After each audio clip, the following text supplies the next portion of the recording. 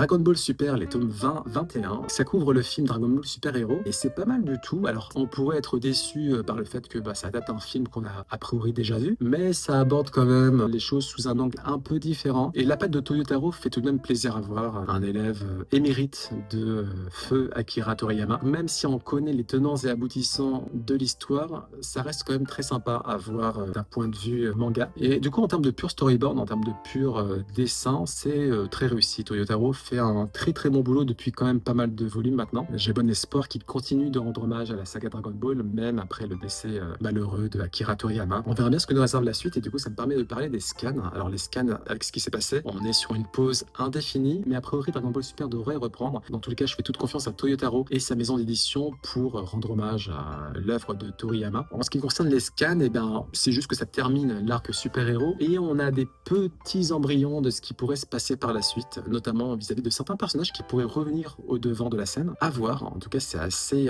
intéressant et j'ai hâte de savoir ce qui va se passer à ce niveau-là. Qu'ils prennent tout leur temps et en espérant que Toriyama, là où il est, soit très très fier de ce qu'il se passera par la suite pour sa saga iconique.